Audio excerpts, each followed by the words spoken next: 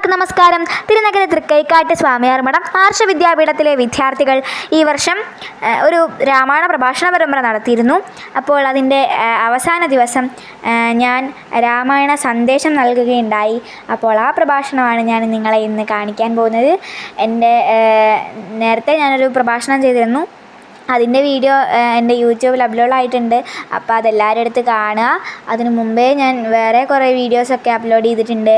അതും എല്ലാവരും കാണുക, ലൈക്ക് ചെയ്യുക, ഷെയർ ചെയ്യുക, സപ്പോർട്ട് ചെയ്യുക. അതുപോലെ ഈ വീഡിയോയും ഫുൾ കാണണേ. അപ്പോൾ എന്തായാലും നമുക്ക് തുടങ്ങാം. രാമായ രാമഭദ്രായ രാമചന്ദ്രായ വേദസേ രഘുനാഥായ നാഥായ സീതായ പതയേ നമഃ.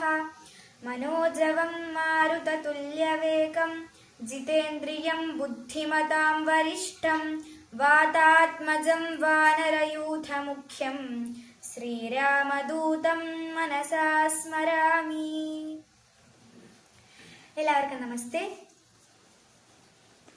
ഒരു മനുഷ്യന് തൻ്റെ ജീവിതത്തിൽ പല വിഷമഘട്ടങ്ങളും ഉണ്ടാകാം. ആ സന്ദർഭങ്ങളിലെല്ലാം സത്യം, ധർമ്മം എന്നീ മൂല്യങ്ങൾ കൈവിടാതെ പ്രശ്നങ്ങളെ നേരിടണം എന്നും അങ്ങനെ പ്രവർത്തിച്ചാൽ തീർച്ചയായും ജീവിത വിജയം ഉണ്ടാകുമെന്നും രാമായണത്തിലൂടെ മഹാവിഷ്ണു ശ്രീരാമൻ എന്ന മനുഷ്യനായി അവതരിച്ച് നമുക്ക് കാണിച്ചു തരുന്നു. കുട്ടികളായ നമുക്ക് ശ്രീരാമചന്ദ്ര സ്വാമിയുടെ ബാല്യകാലത്തിൽ തൻ്റെ ജീവിതത്തിലൂടെ കാണിച്ചു തന്ന സന്ദേശം എന്താണെന്ന് നോക്കാം. ദശരഥ മഹാരാജാവിന്റെ പ്രാർത്ഥനയോടെ നടത്തിയ പുത്രകാമേഷ്ടി യാഗത്തിന്റെ ഫലമായാണല്ലോ ശ്രീരാമൻ അദ്ദേഹത്തിന്റെ മകനായി ജനിച്ചത്. പുത്രകാമേഷ്ടി എന്ന ആ ദൈവിക കർമ്മത്തിന്റെ ദിവ്യത്വം ശ്രീരാമ, ലക്ഷ്മണ, ഭരത, ശത്രുഘ്നന്മാരുടെ സ്വഭാവത്തിൽ കാണാം. ഇതുപോലെ തന്നെ നമ്മുടെ മാതാപിതാക്കളും എത്രയെത്ര പ്രാർത്ഥിച്ചിട്ടാണ് നമ്മളും പിറന്നത്. അപ്പോൾ നമ്മളിലും ദിവ്യത്വമുണ്ട്. പക്ഷെ നാം അത് മനസ്സിലാക്കുന്നില്ല. എല്ലാ സദ്ഗുണങ്ങളും നമ്മളിലുണ്ട്. ശ്രീരാമചന്ദ്രസ്വാമിയും സഹോദരന്മാരും ഈ സദ്ഗുണങ്ങളെ കുലഗുരുവായ വസിഷ്ഠ മഹർഷിയിലൂടെ വളർത്തി നിലനിർത്തി. അതുപോലെ നമ്മളും നമ്മളിലുള്ള സദ്ഗുണങ്ങളെ സ്വാമിയാർ മഠത്തിലെ ഗുരുക്കന്മാരുടെ ശിക്ഷണത്തിൽ വളർത്തി നിലനിർത്തണം. ശ്രീരാമചന്ദ്രസ്വാമിയും സഹോദരന്മാരും ക്ഷത്രിയരായതിനാൽ, രാജ്യത്തെ സംരക്ഷിക്കേണ്ടവരായതിനാൽ ആയോധന കലകളും നന്നായി പരിശീലിച്ചു. നമ്മളും നല്ല ഒരു ജീവിതം ഉണ്ടാക്കുവാനായും അച്ഛനമ്മമാരുടെ കഷ്ടപ്പാടുകൾ മാറ്റാനും അവർക്ക് ഒരു തണലായി മാറുവാനും വേണ്ടി നമ്മുടെ സ്കൂൾ വിദ്യാഭ്യാസത്തിൽ അധ്യാപകരെ ബഹുമാനിച്ചുകൊണ്ടും അനുസരിച്ചുകൊണ്ടും പഠിച്ചു മുന്നേറണം. വിദ്യാഭ്യാസ കാലത്ത് ഏറ്റവും അധികം വേണ്ടത് ഗുരുഭക്തിയാണ്. ഗുരുവിനോടുള്ള ഭക്തിയും വിശ്വാസവുമാണ് ഒരു വ്യക്തിയെ ഉന്നതങ്ങളിലേക്ക് നയിക്കുന്നത്. ഇന്നത്തെ സമൂഹത്തിൽ ചില ആസുരിക പ്രവണതയുള്ളവർ ഈ ഗുരുവന്ദനത്തെ പോലുള്ള ആചാരങ്ങളെ വില കുറച്ച് കാണുന്നു. അത് ശരിയല്ല.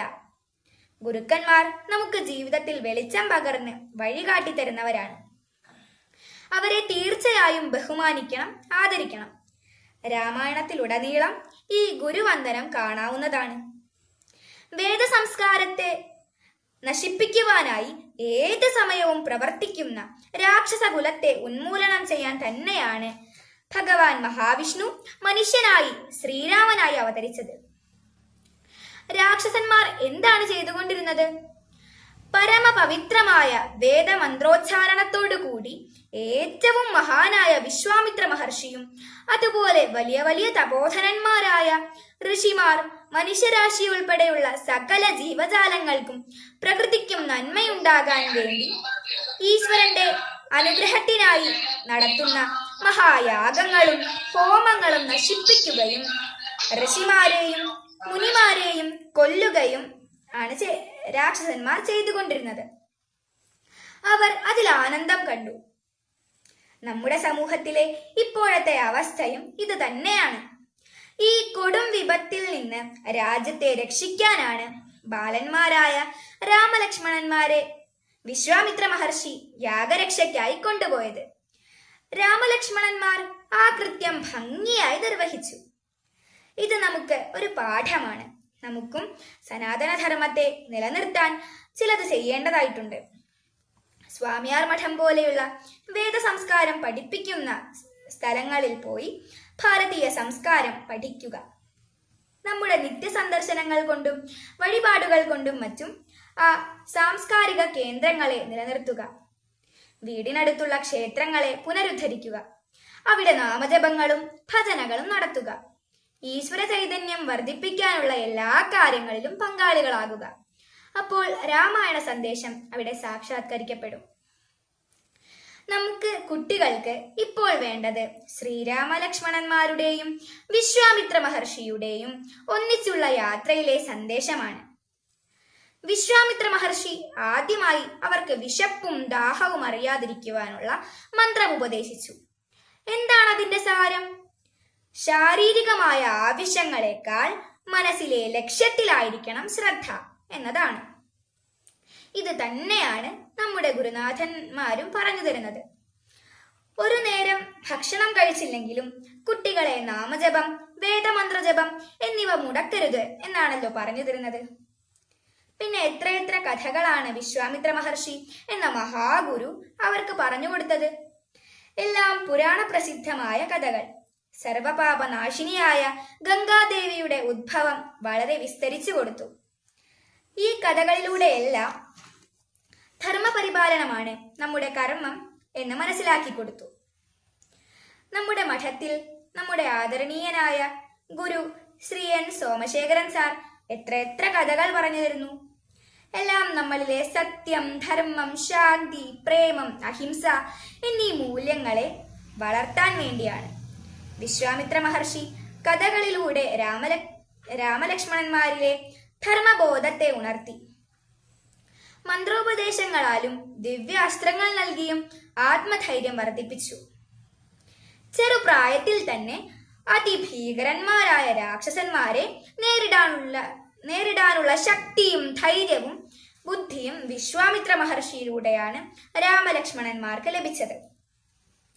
അതുപോലെ നമ്മുടെ ആർഷവിദ്യാപീഠത്തിലെ ക്ലാസുകൾ നമുക്ക് മനോബലവും ബുദ്ധിശക്തിയും തരും. നാം രാമലക്ഷ്മണന്മാരെ പോലെ അനുസരണയുള്ളവരാകണം. താടക എന്ന രാക്ഷസി സ്ത്രീ ആയതുകൊണ്ട് വധിക്കാൻ പറ്റുമോ എന്ന ശ്രീരാമന്റെ ചോദ്യത്തിന് അധർമ്മിയെ വധിക്കാൻ കൂടുതലൊന്നും ആലോചിക്കേണ്ട കാര്യമില്ല എന്ന് പറഞ്ഞ വിശ്വാമിത്ര മഹർഷിയുടെ വാക്കിനെ ശ്രീരാമചന്ദ്രസ്വാമി അനുസരിച്ചു. മുതിർന്നവരുടെയും അച്ഛനമ്മമാരുടെയും ഗുരുനാഥന്മാരുടെയും വാക്ക് അനുസരിക്കണം എന്ന് രാമായണം നമ്മെ പഠിപ്പിക്കുന്നു. യാഗരക്ഷ ചെയ്തു കഴിഞ്ഞപ്പോൾ മഹർഷി അതീവ സന്തുഷ്ടനായി അവർക്ക് ദിവ്യാസ്ത്രങ്ങൾ ഉപദേശിച്ചു. അതുപോലെ ഗുരുക്കന്മാരെ അനുസരിച്ചാൽ അവർ സന്തോഷിച്ച് വലിയ വലിയ അറിവുകൾ നമുക്ക് പകർന്നു തരും. അത് ജീവിത വിജയത്തിന് അത്യാവശ്യമാണ്. ശ്രീരാമ, ഭരത, ലക്ഷ്മണ, ശത്രുഘ്നന്മാർ വസിഷ്ഠ മഹർഷിയിൽ നിന്ന് ഋഗ്യജു സാമവേദങ്ങളിൽ പ്രാവീണ്യം നേടി. മാതൃദേവോ ഭവ, പിതൃദേവോ ഭവ, ആചാര്യദേവോ ഭവ, അതിഥിദേവോ ഭവ എന്നീ വേദവാക്യങ്ങൾ അവരെ വളരെയധികം സ്വാധീനിച്ചു.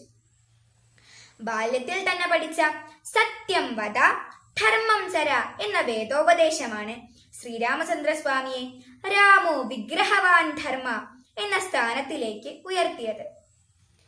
അങ്ങനെ രാമായണത്തിൽ നിന്നും നാം മനസ്സിലാക്കിയ ഈ ബാലപാഠങ്ങൾ നമ്മളെ എല്ലാവരെയും സനാതന ധർമ്മ സംരക്ഷകരായി വളരുവാനും ആ സംസ്കാരത്തിലൂടെ കൈവരിക്കുന്ന ശാശ്വത സമാധാനം അനുഭവിക്കുവാനും പ്രാപ്തരാക്കട്ടെ എന്ന പ്രാർത്ഥനയോടെ നിർത്തുന്നു. നന്ദി, നമസ്തേ. നന്നായിട്ട് അവതരിപ്പിച്ചു മോളെ.